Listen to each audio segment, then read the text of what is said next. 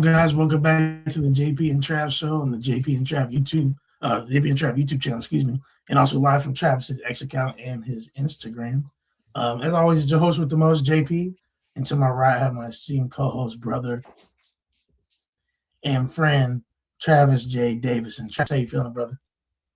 Man, good man. I've been so busy, man. Got back from Columbus, hit the ground running. The did the interview with Trey Lamb the other day. That should be airing, I think, tomorrow. Actually, about how TU football has partnered with us at Team Sports Consulting Group to do all their transfer portal evaluations, make sure they don't have any swings and fit misses like we've seen, like we've talked a lot about on this channel. And then obviously the American Baseball Coaches Association. I was in Columbus for 3 days, came back, and the Shrine Game made their official announcement that they're partnering with us for the relational science, and then closed the volleyball program today.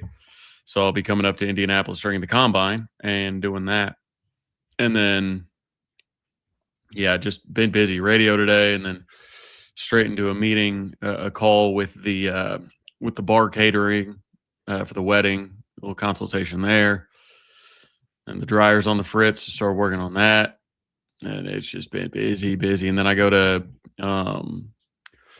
go west of Fort Worth this weekend to onboard a baseball team. Actually, Jason Witten's high school, the baseball team there, will be onboarding them. So, yeah, man, just staying busy, man. How's how's retirement for you? How's life on the other side of the AD world? Well, I am still AD currently. I'll be done at the end of the year. I am finishing the full year out, but it's been a bittersweet thing. I've had a lot of kids and parents and families come up to me and kind of tell me that they'll miss me a lot, but they understand that in this next season of my life, I'm trying to prioritize just building my family and having a good family culture. Which is you can't really trade that for a lot. And I've had other ads, my referee assigner, that assigns all my sports, talk to me today and say that honestly, if they could, a lot of them are older than me, 40s, 50s. I'm a pretty young AD. They said if they could go back and redo it, that they would spend more time with their kids too. And so it just, makes me feel like I'm making the right decision, listening to the Lord on it. And I fully believe at some point in time, I think I'll get back into it, whether it's, obviously ADing again or even coaching at a high level, just because I know I have that in me. But I just think that it'll be a nice season, like nice change of pace, open. I believe, again, we talked about it. I think there's also more to do maybe for the JP and Trav show, that I can have more resources and time for that. More resources and times to help with some other things that are going on. Maybe even more resources and times to get some of these Indiana ADs cracked open for TSCG. I mean, dang, So, but yeah, man. So it's been cool. It's been cool. Looking forward to these next few months and kind of getting the Joe C treatment a little bit.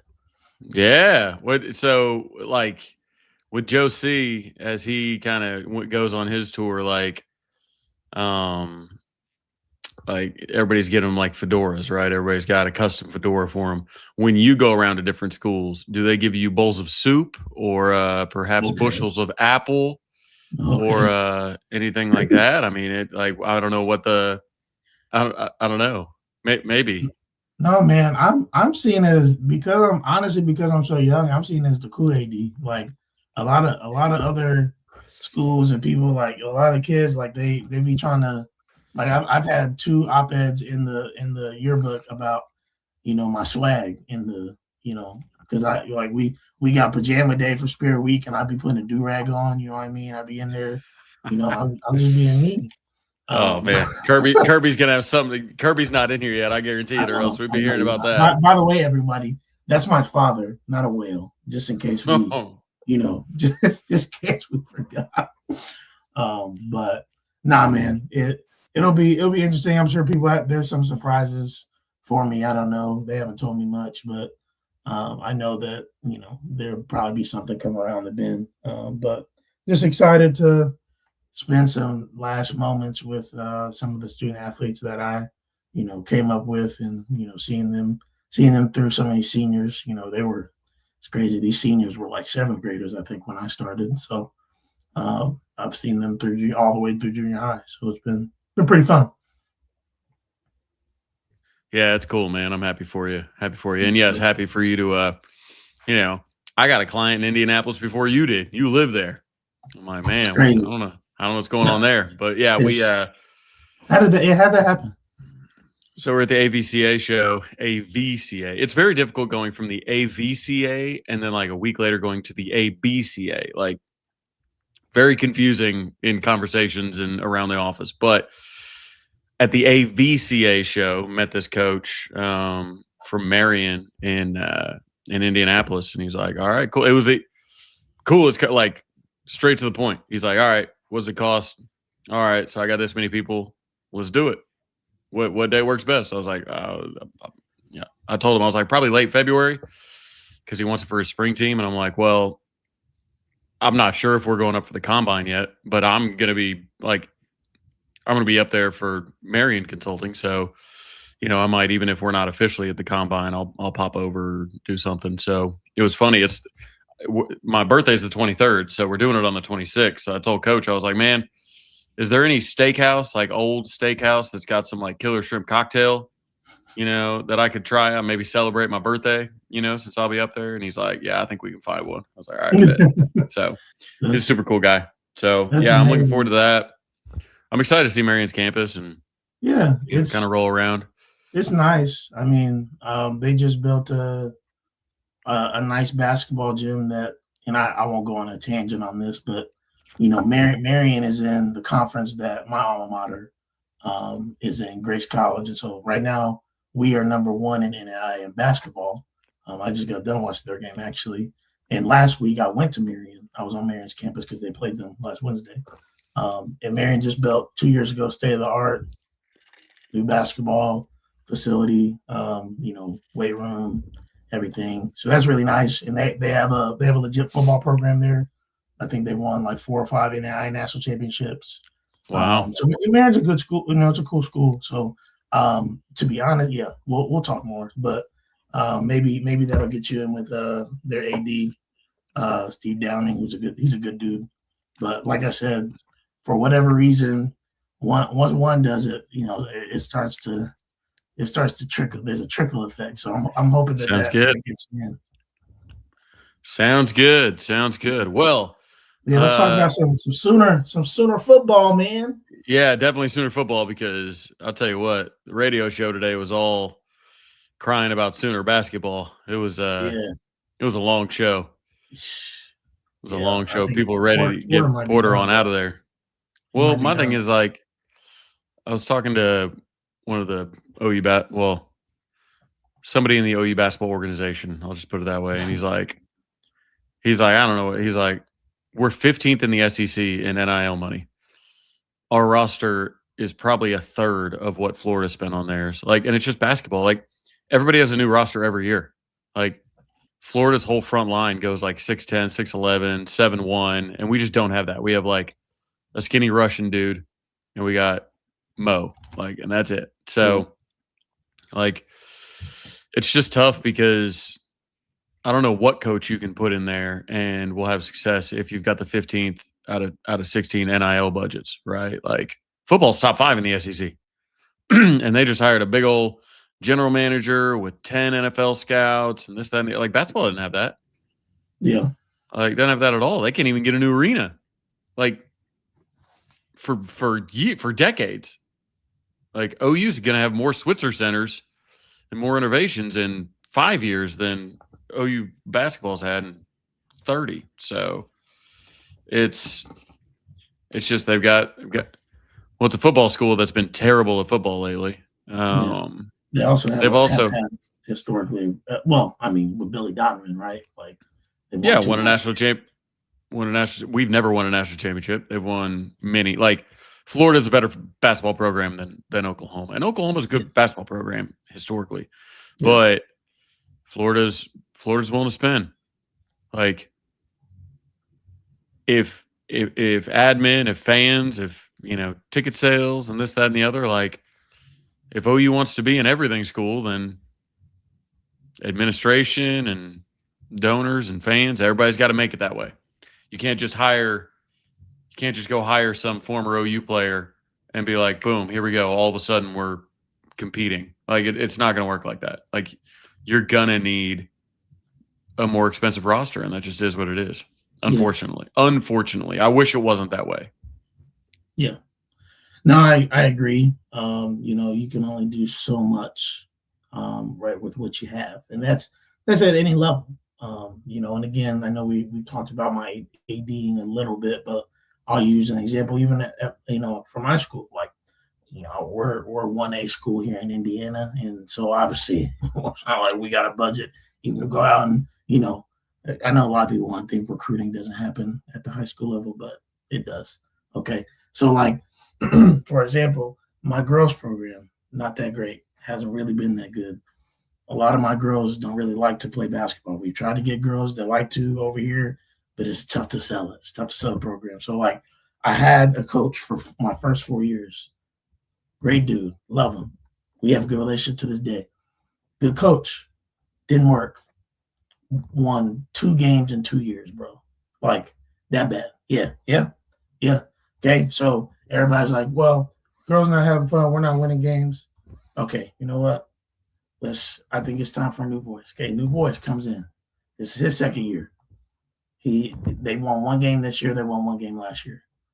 So far, I'm just being honest. The reality is, like, it don't matter what type of coach you are. To be honest with you, you're only as good as what you have. You are only as good as what you have. They don't have ball handlers. They just don't have nobody who likes to play basketball. Right? Like, I've had nights where I'm like, do I need to blow up the girls' basketball program? I'll be so yeah. That's what fans are wanting to do with OU. Yeah. And that's extreme. But like you said, like, Porter Moser can be as good of a coach as we want him to be. Obviously, we've seen what he can do with Loyola and everything like that. So it's like, why can't you do it at OU? Well, he's not playing SEC schools at OU or at Loyola. That's the reality.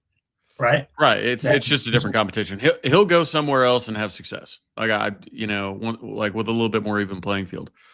And like, Jim and Arlington.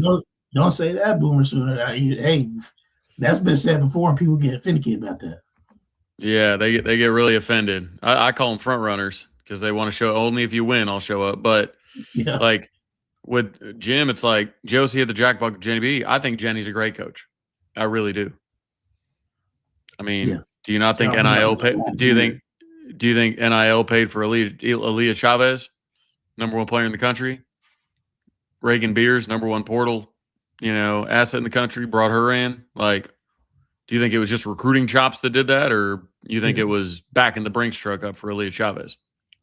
It is interesting, Trav, though, because it's like you would think we'd have something. Like, I mean, Blake and Trey have both committed millions to the Oklahoma I mean, a whole center, like, you know what I mean? Trey's the assistant GM. So it's like, it's just interesting.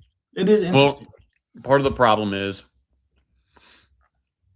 how many NFL facilities have you been in? I'm sure you've been in the Colts. But I've had the opportunity to be in a few. They're not nice. Like, they're nice, but like the locker rooms, like OU's facility, like, is like blows it away. Like LSU's blows it away. Like, because at the pro level, you don't have to recruit. Oklahoma basketball, like, I don't know, back when they built or when they renovated, like, they spent $10 million on a new locker room. Yeah. In the NIL era, that is gross misuse of funds. Yeah. You know what I mean? Like $10 million. You know how many, like, $10 million would fund your roster for, I don't know, like a competitive roster for 2 years. Yeah. And then who knows what happens, right? Like, I just don't, like, you have to retain people. like there's far more competition in men's basketball than there is women's right now. Mm-hmm. Like, and that's just true, like in general. Like, that's not, being bigoted or anything. It's just like there just is. Like when you look at, there's more parity in men's basketball. It's a bigger money maker, with TV deals. So you're theoretically going to have more turnover, more parity because there's more money being thrown around. Like, who knows what we paid, Xavier Brown. I don't know for a fact, but I would imagine that it's more than Reagan Beers. Yeah. And Reagan Beers was a higher ranked portal player than Xavier Brown by a long shot. You know what I mean? Like, So it's just a different thing. Like, you need money to compete in the men's game. You need it. And Oklahoma basketball just does not have it. So they just need to make some decisions. They need to make some decisions going forward if they want to try and be a basketball program, a school with a good basketball program. Yeah. Because the problem is when you start dividing that 20.5%, you're gonna have to take from somewhere, and you're not gonna take from softball. Like if OU softball if OU softball was like Kansas softball, like OU would probably have an extremely well funded like baseball program or basketball program. You know what I mean? But like Oklahoma softball has the biggest budget out of any softball team in the country. So I'm not saying to cut that budget. I love me some softball and I love me some national championships. I love me some Patty. I love all of them. But you just like sometimes there's not enough to go around. And when you have one sport that's a traditional non-revenue sport, just blowing it out of the water in dynastic fashion, historical fashion, money's going to come from somewhere. And also I think basketball is really one of the only times we see Oklahoma's population hold it back. Now, a lot of people are thinking, Travis, there's plenty of people in Norman. There's plenty of people in Oklahoma City. There's plenty of people. We fit, 80,000 into a football stadium every week. Yeah, but I wonder how many people at that football game are from Houston, are from Dallas, are from Tulsa, are from Kansas City, are from Lawton, or from anywhere where they can't drive to a weekday game. You know what I mean? Like our buddy Wallace. Wallace hasn't missed a football game since God knows when. But he lives in Houston full time. Like, he's not going to come to a basketball game on a Wednesday. Like, you know what I mean? Like a lot of people, they live in Dallas full time, and they come up 2 hours, make, game, stay in the hotels. Tulsa the same way, hour and a half away. So when you have the Thunder and Spurs playing, or just the Thunder in general, Thunder Spurs was last night, obviously. But when you have the Thunder playing, and they're the literal world champions, the best basketball team in the world, like you're fighting against that. I don't know. Like, there's not that many basketball purists that are going to turn down Wemby Chet and Wemby SGA. Instead, they're going to go sit in Lloyd Noble. I don't think so. Yeah. But I think that's part of the problem is football games. We get this idea that our fan base is just, you can pack them in any building, in the state. You have a line out the side of it. But midweek basketball games, I think the sheer population of our state, I think that's telling, because I think for the first time I think it's this year, for the first time in OU freshman history, there are more Texans than Oklahomans. There's just a lot of Dallas. As Dallas continues expanding to the north, like Denton and Frisco and all that, Addison, like it's all pointing towards Oklahoma. Like, that's Oklahoma country. That's OU country. Yeah. Like, so, I think that, I think that's part of it. I think that so many people, we're becoming so much more, a beneficiary of the Texas dollar. Like my buddy Doobie, like, that's got all those houses that he rents, and he's like, man, Dallas kids will come and spend whatever. He's like, it's crazy. He's like, they'll just come to it. But But again, like the Texification, the state of Texasification of Oklahoma's fan base, I think is affecting like basketball. Like, because I just don't think, and you'll see it with baseball midweeks as well. Like they'll be super light because, there's only so many of those OU basketball fans and OU baseball fans, not just OU fans, but OU basketball and OU baseball fans that will attend. Yeah. And I to be honest, Trav, I think as Oklahoma City continues to grow, I think you'll see a lot more, honestly, a lot more of that as there's more things to do. Because that's a little bit of, I was gonna, offer, Indiana as an example. Obviously, Indiana football is on a crazy run right now, but you look at what Indiana football was 2 years ago. I'm not comparing Oklahoma basketball to Indiana football previously because, Oklahoma's had some success, right, in basketball, but like it was just like people weren't going to go to the games. Now, Assembly Hall, it don't matter how bad Indiana has been over the last few years, average, right, whatever. They pack an Assembly Hall out. So sellouts. Me and Kirsten have been down to Assembly Hall because it's just an hour from our house. Sellouts, even though it's an average team. Whereas, like, obviously, if it's an average OU team, people not you maybe got like 4,000 people in Lloyd Noble. So it's like, and when you have a city like Indianapolis, it's only an hour from, like, Oklahoma City is only 30 minutes, really. Indy is an hour north of IU, but you have the Colts, like in the 2000s, Peyton Manning, you got Reggie Miller, you got, like, there's so many things to do, and I think as Oklahoma City expands with a championship team like the Thunder, whatever else David Holt has coming your guys' way, because he's a great mayor and there's a lot of things going on in Oklahoma City. Like, those things will continue, I think, to take away from some of the secondary sports at OU that aren't doing great unless there's a pop factor, like a new facility or the new facility is a must. Like they've got to, and like I think the mayor actually messaged our text line today. The Norman mayor and I we didn't respond to it, but he was like, moving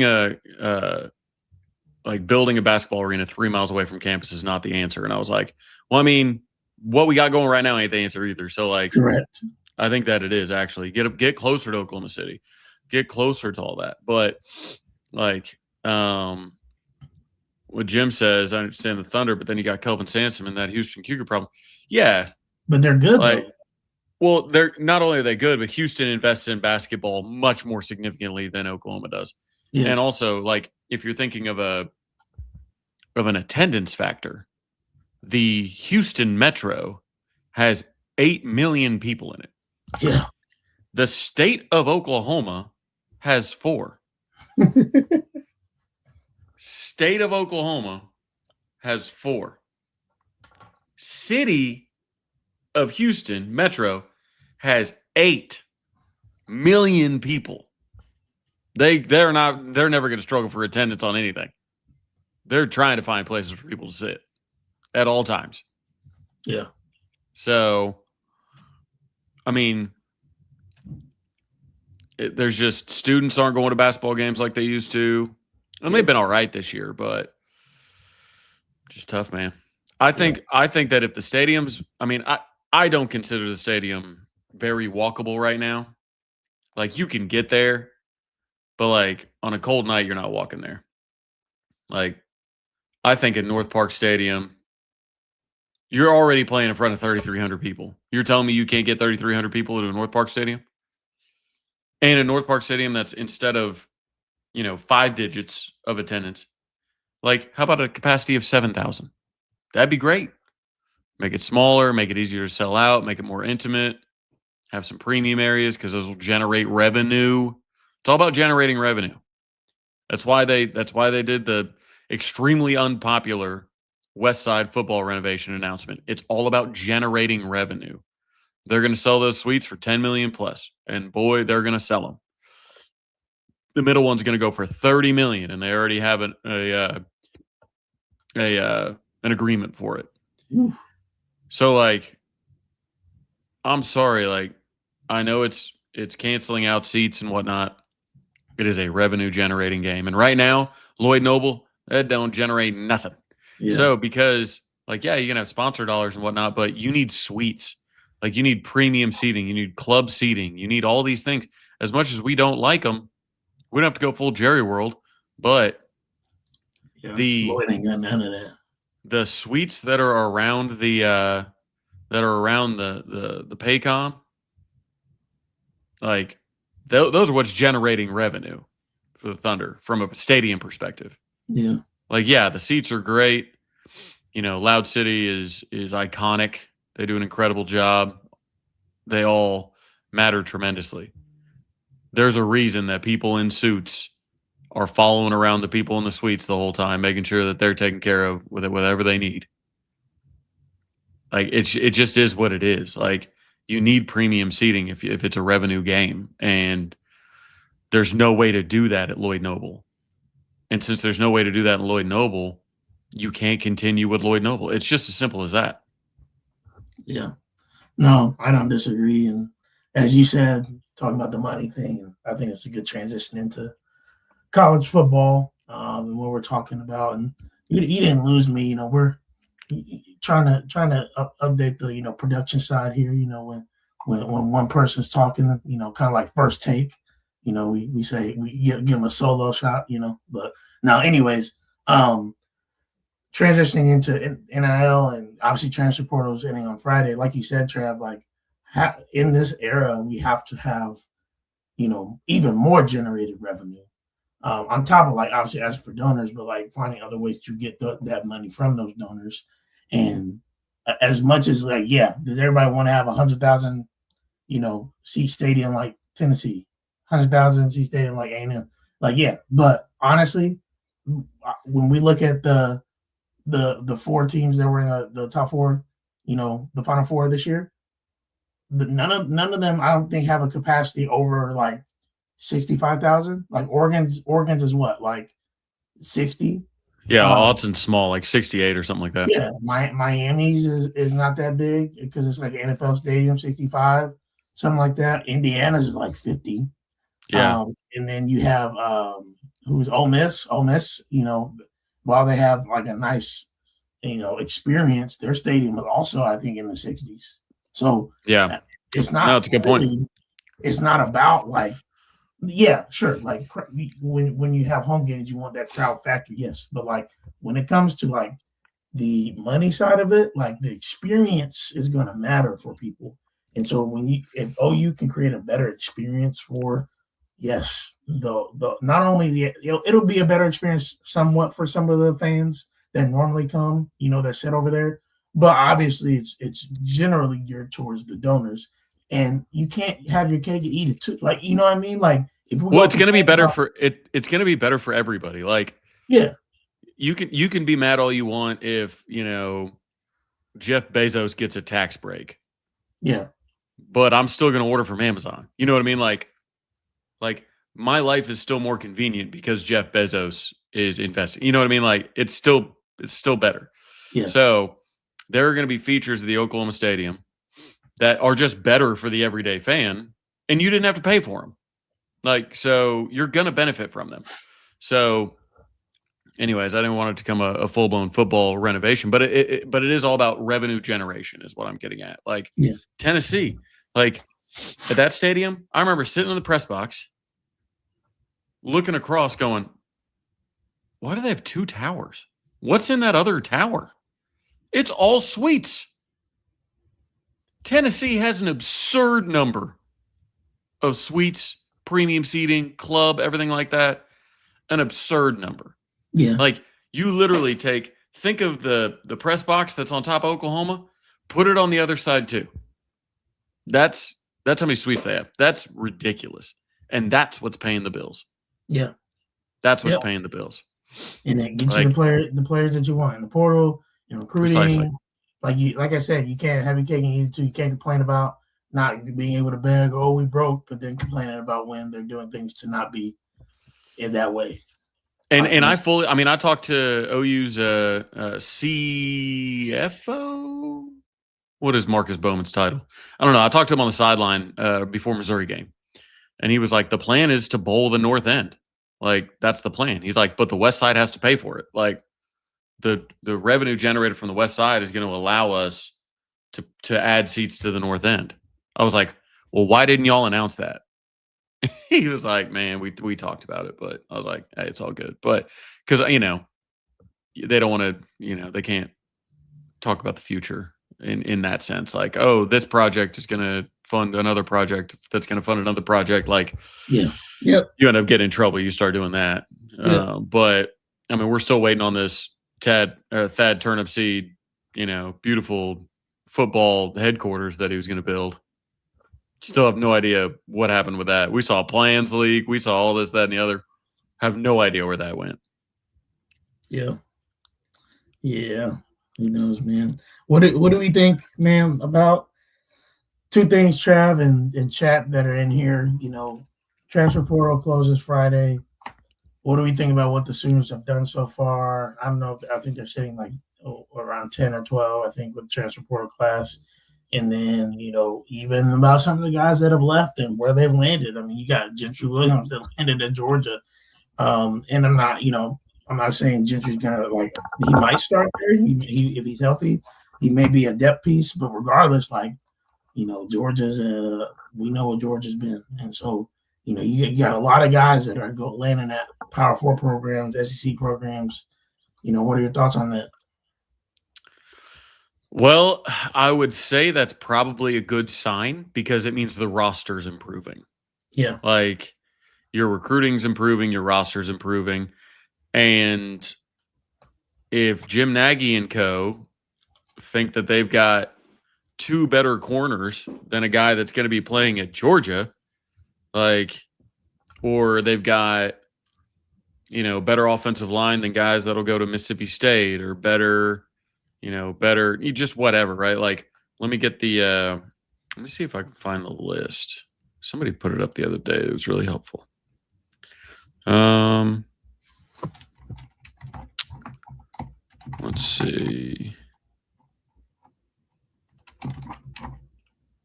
List of where they transfer. Yeah.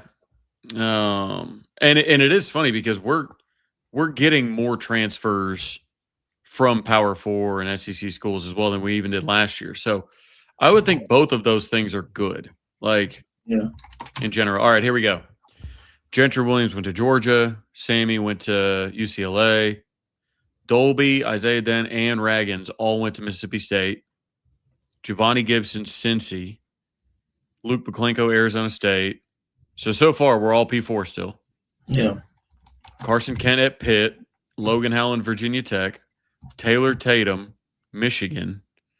Marcus Strong at Clemson. Caden Helms at Minnesota. Jacob Sexton, Oklahoma State. Kobe McKenzie, Northwestern. Javante Barnes, Kentucky. Jake Taylor, Iowa State. Devon Jordan, Baylor. Michael and Malik Hawkins to West Virginia. Jaden Gibson, South Carolina. Marcus Wimberly to Utah. And the lone one that has landed somewhere that did not go P4 is KJ Daniels at UAB. That's pretty crazy when you think about where some of these other guys went from, that Lincoln recruited and didn't cut it. It'll be interesting to see. Troy Everett at Ole Miss, obviously. Jaden Hardy ended up at Colorado, so they're P12. I haven't seen where Kearney, Carion, or Ricky Lolohea will land, but that's the thing. It's like the guys that you're processing are ending up at P4, Big Ten, SEC schools. I said Sexton to OSU. And the guys you're bringing in are from places like Michigan and Florida and things like that. So it's like the overall health of the roster, that's a good sign. It's a good sign when the guys you're processing are still good players. Yeah. And they are. Yeah. Yeah. I think it'll be interesting. Another interesting tidbit, obviously, we see that Nick Anderson is back in the portal. And I don't know if there's somehow an interest of him coming back to Oklahoma. I saw people saying, "Oh, we need help at receiver." Do we need help though? I thought we had pretty much gotten who we wanted at this point in the at the receiver position. You can correct me if I'm wrong, Trav, but I'm gonna stay pretty evergreen on this. We've talked a lot about it on this channel. I don't want any more transfer receivers. Not in this class. Yeah. We got Manny Choice. We got Elijah Thomas. We've got Jaden Petit. We've got Jashir Rogers. We've got Odom. You've got a bunch of guys that you recruited out of high school. I don't want another transfer wide receiver. Like, at all. Like, we didn't get to see any of them this year. Only 7 catches this year were made by people that Emmett has signed out of high school. And now, I'm not sure I read you the list of everybody that was signed to Oklahoma out of high school. I'll read the 3 classes in a row. Okay. So it was Jaden Gibson, gone. Nick Anderson, gone. LV Bunkley Shelton, gone. JJ Hester, gone. Jacquez Petaway, Keon Brown, Brennan Thompson, Andrell Anthony, Zion Kearney, Ivan Carrion, Zion Raggins, KJ Daniels. Those are the last 3 classes of 23, 24, 22, 23, and 24. All of them gone. All of them. Like, it's crazy to me. Like, so I don't want any transfer portal wide receiver. When it comes to Nick Anderson, come on, man. Like, we'll always have Texas. Unfortunately, that's the last time we scored a touchdown against Texas. But, like, he didn't play his freshman year.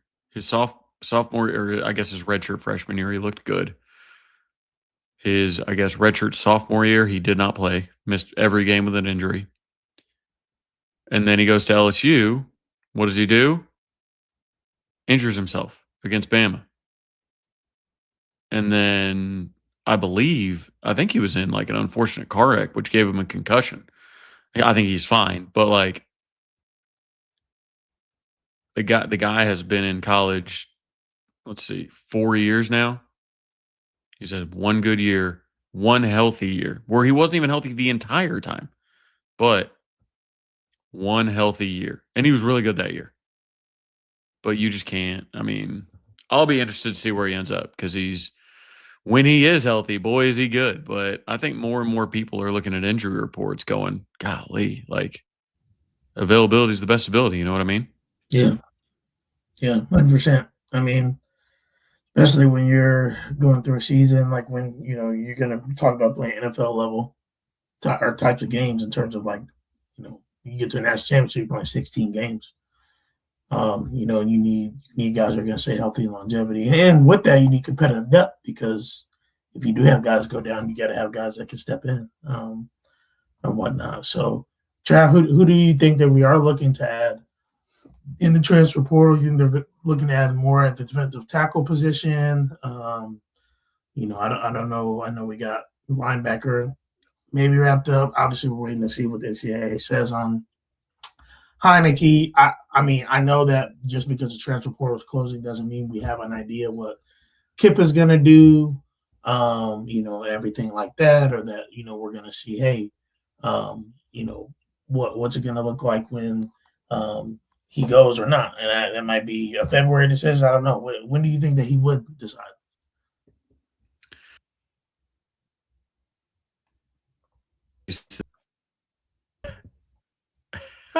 What has happened? We kept over moving back and forth. Yeah, I mean, we need to find out about Owen first and foremost, man. Like, is nobody working at the NCAA? Like, where is everybody? Like, can we not get an answer? Like, he's being listed on other, on the like the Senior Bowl roster, this, that, and the. He can still not play in that, but he needs to know quickly because those games are about to happen. Yes, we're about to go down to Shrine next week. Like we need to know that. So, anyways, I would like to see another defensive tackle. I would like to see another linebacker. I would like to see a third tight end because I want to see what Jason Witten can do. Yeah. Like, he's on campus. Like, come on, take a flyer. You know what I mean? Like, start calling every roster and tamper the hell out of it, and just be like, hey, future Hall of Famer Jason Witten here. You want to come play tight end for me at Oklahoma? Like, I don't know. Take some calls. I don't know. I don't get it, but so yeah, I would like another tight end because you lost, Carson Kent, you lost Bauer Sharp, you lost Caden Helms, so you need 3. I mean, you're bringing in 2 freshmen, but I think one's injured, so I'd like to see a third. And we could use more OL depth because we're only taking 2 OL in this class, and we lost, like 8 offensive linemen. So I don't know. I think that all of our starters are currently either committed, signed in the portal, or on the roster. Like, I truly believe that. Yeah. Well, I'll be interested to see. Are you guys talking about Zadavian Sims? Probably. Zadavian Sims, the C4 product, where all these OU fans went down there and he picked Oregon and it got real awkward. Yeah. Yeah, I don't know. Yeah. I don't know. I think Zadavian Sims is a fine football player. That was a time a few years ago. And time heals all wounds. So indeed. Maybe he can back up Denny Okoye. Trav, what do we think about the national championship game? Who are we picking? How are we? Man, I mean, Miami is a big underdog. What did I see? 8.5 points, something like that. That's a pretty sizable underdog. Yeah. And I know maybe I should expect it, considering like Indiana, all they do is just win and win by a lot lately. And I mean, that Alabama game was shocking. And then the Oregon game got even worse. And a lot of that, Oregon was just screwing up. Like they're out running backs. They're running into each other. They're fumbling the ball. They're just throwing pick six to start the game. Like, yeah, it was crazy. It's probably why Dante Moore came back. Right. Well, he came back because he didn't want to go to the Jets. The Jets were like, we're taking you number 2. He's like, speaking of number 2, deuces, I'm headed back to Oregon. So is Raiola back in the portal? Is that correct? I don't know if he's back in the portal. I haven't heard that. I haven't heard that. If I'm Dylan Raiola, I'm sitting behind Dante Moore for a season. Dante Moore was a 5-star at UCLA, transferred to Oregon, and then Dylan Gabriel signed at Oregon. Like, he was fine sitting behind him. He was better off for it. And then, like, he's got the same opportunity to sit behind Dante Moore. A clear top 5 quarterback, at least in the draft. And you got an opportunity to sit behind him, chill out, stop your, cosplay of Patrick Mahomes. Like, just chill out. Sit on the bench. Oregon's not cutting his NIL deal. So sit back there and collect a check and learn from one of the best quarterbacks in the country, how to be a starter and how to be a successful starter, and learn the offense and all that kind of stuff. Yeah. Oregon's ceiling just is so dramatically different in 2026 now that Dante's coming back. So dramatically different. Yeah. I mean, even if you think Raiola is good, like, Dante Moore returning is a proven commodity in your offense that just led you to a Final Four. Like, you're going to be in good shape. And that whole secondary is a bunch of pups. Like, they're only going to get better. So we got one of them too. Dakota. Yep. So he couldn't get on the field because they're so good over there. Yeah. What's your score prediction, Drive, for the game? Man, it's crazy, but because it's hard not to pick Indiana in a blowout. Like, just because what we've seen from them lately. I fully expect Indiana fans to make it a home game, even though it's being played at Miami's home field. Like, I I think give me because I think Mendoza's going to score a little bit. Give me 31-17 Indiana. That's 2 scores. That's a blowout in a national championship game. Oof. It's crazy because halfway through the year, like, so many people were like, man, Indiana's fraudulent. Man, Wow. some big numbers. Some big scores. I was Malachi Tony is going to score more than 3 points himself. That dude is I was so focused on what they said. I missed what did you say? What was your score prediction? 31-17. 31-17. Okay. Yeah. What about you? I'm probably gonna go 35. These are your people. What? I said these are your people. I'm probably gonna go 35-17. I think that Miami will be the most physical team that they've played since Ohio State. But I think that Miami is also prone to make mistakes, and if they make mistakes, then IU's not going to allow them to get up off the mat. I fully believe that. So Indiana's offense is better. I think Miami's defense, bless you. I think Miami's defense is slightly better. I think Miami's defense is better. I think Miami's defense is like I think it's one of the top 5 defenses in the country. They got a great secondary. Oh, for sure. Yeah. Defensive line's good. Ruben Bain's a monster. Yeah. No, I think that the Miami's defense is good. I mean, Indiana's is good too, right? But Miami's defense for sure, I think, has the edge. I would give Indiana's offense a particular edge over Miami's offense. I think Mendoza is better than Beck, and will make better decisions. Significantly better, I think. Right. Now, the running game, Miami's running game is pretty impressive. They're like I said, they're pretty physical, and if they can somehow control the ball and not make mistakes and keep the ball away from Fernando, then that's their best shot to win, in my opinion. Or unless IU just makes mistakes like they haven't made all year, which we've yet to see that. So it'll be interesting. But yeah, I feel like it's going to be 35-17. IU.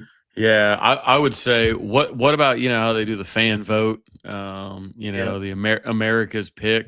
All these. How many people do you think? Like, what's the percentage split of people in the United States who are rooting for Indiana versus Miami? 80-20. I think that's wildly conservative. I think it's more like 95-5. Yeah. Like, people hate Miami. Like, Oklahoma fans hate Miami. Like, even their own conference mates hate Miami. Yeah, that's true. Like nobody. No, I don't know of anybody. Like, if you're just a casual fan, you're rooting for Cignetti and Fernando Mendoza is really easy to root for, and like you're rooting for the story of the guys that his coordinators that were making $6,000 a year, and having to take loans from their parents. Only 8 blue chip kids. Everybody talked about, we need to expand the playoff because we want everybody to have a chance. We want it to be the Cinderella stories that are getting. This is your Cinderella story. It's not JMU. It's not Tulane. It's not North Texas. It's not any of those. It is the Indiana Hoosiers. They are your Cinderella team. You're not supposed to be able to do this. You're not supposed to be able to take 8 blue chip guys and just lay waste to college football. You're not supposed to be able to do it. And it's not a model moving forward. I think the model is something that a guy with 2 thumbs, this guy has been saying for years of continuity. Kurt Cignetti's had the same coordinators forever. Yes. Forever. He's had all those JMU players that transferred in. They've been his players. They know the culture. They know all that kind of stuff. Like, continuity, like, and with the he's changing the game. He's going to change practice schedules. Like, I talked to Trey Lamb about it, and Trey was like, "Yeah, we're going to the Kurt Signetti model. I got multiple people on the internet staff that I know really well." He's like, "We're." He said, Indiana didn't tackle once in practice all year." He's like, "There's no need." He's like, "It's not worth risking, injury in a practice. When you need those guys." He's like, "We're not tackling a practice. We're doing walkthroughs. We do 30-minute practices. We make sure that we're loose, we're healthy, we're energized, we know the game. So, like, we spend more time in film, like, really, like it was fascinating. So yeah, I think everybody's cheering for the um for the underdog, the Cinderella story, Indiana Hoosiers.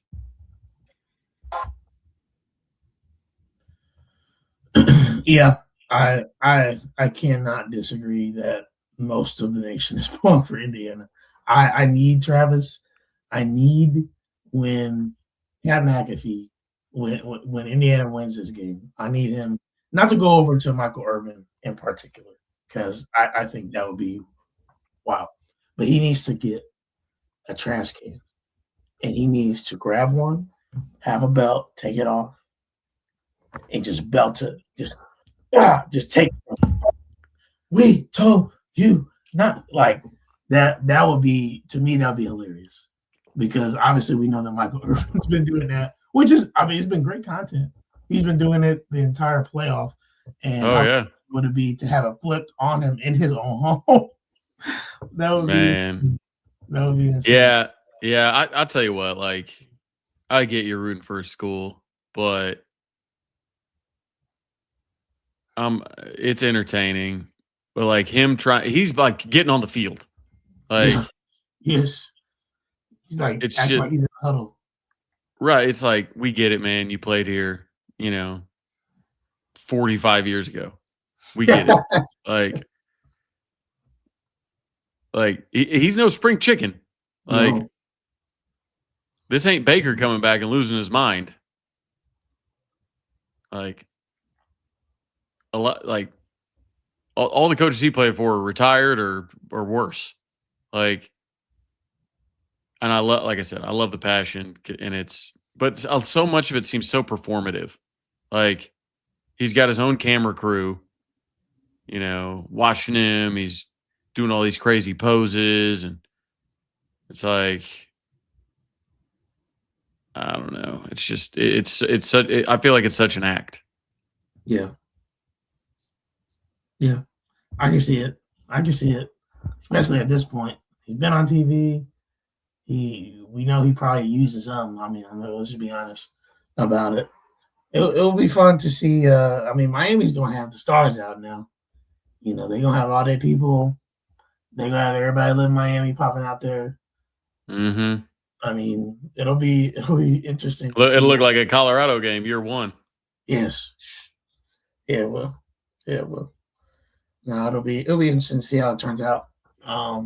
But I fully believe that Indiana will bring home its first ever national championship, and that Curt Cignetti will cement himself as just having one of the greatest coaching turnarounds in sports history. Yeah, I mean, he's got to skyrocket up the all-time coaching rankings. Yes, skyrocket. To take this team against all data that we have on how much blue chips and recruiting matters and all this kind of stuff, to take that, and he's going to change the way coaches run practice. He's going to change, it's going to be crazy. Yeah.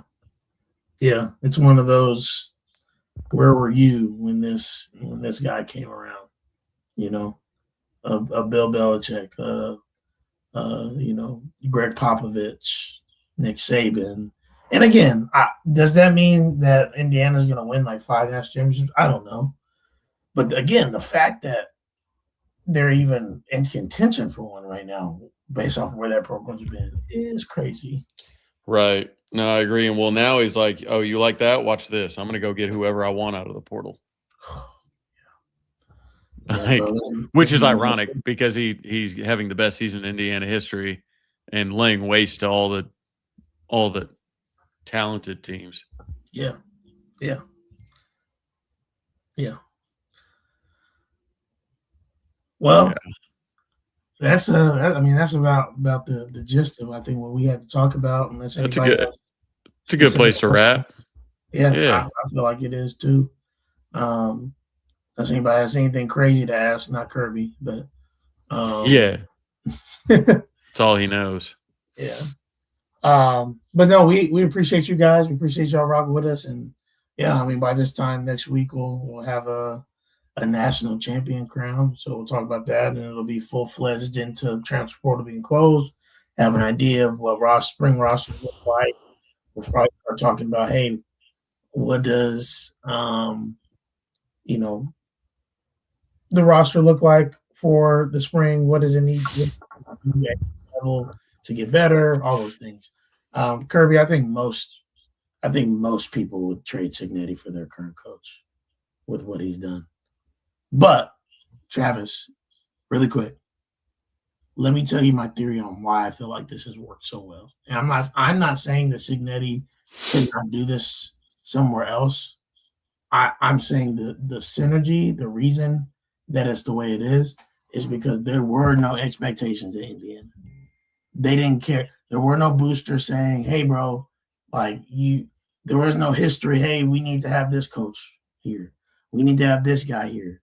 Like, no, he brought all his people.